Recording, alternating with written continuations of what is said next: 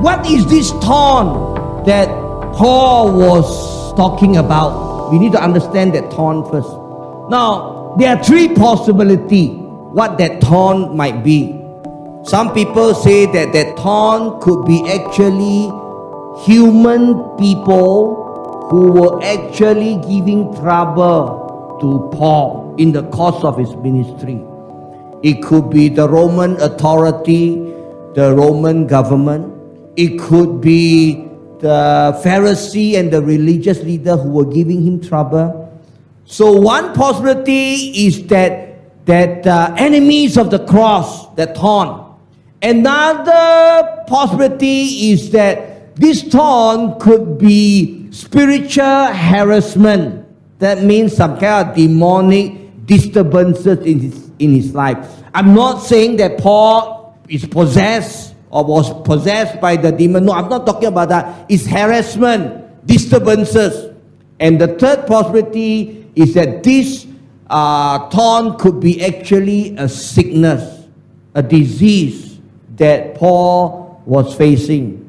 And most people feel that the third possibility is highest, that Paul actually was facing a physical sickness.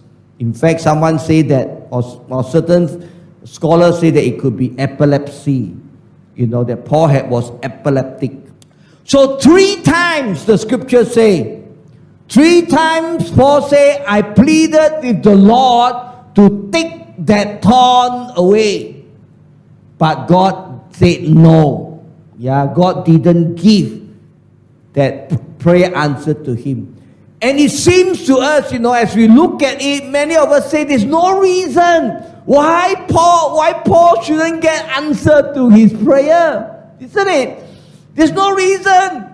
If that sickness was taken away, then Paul will be able to do his ministry even more effectively. And because we think that there's no reason why Paul should not get his healing or should not get his breakthrough or should not get his miracle, many of us think that I also should get it. When we come to God and ask for certain kind of strengthening according to our own thinking, we think that I also want to have it. And so some people simply claim this as God's promises to us. But this was not Paul's teaching. So when Paul said, unto him who is able to strengthen us according to my gospel, according to my preaching, it is not what we think here.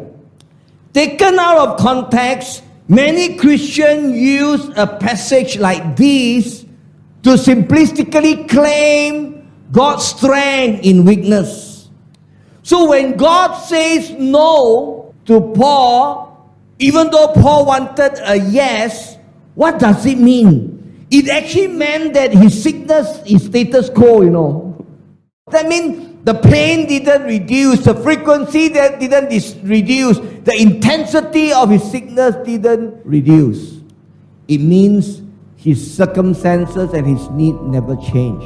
Yet, while God denied Paul a yes, he gave him a counter offer. He said, my grace and my strength will be sufficient for you. Which one do we like? We like the breakthrough and miracle, or we like the grace and strength?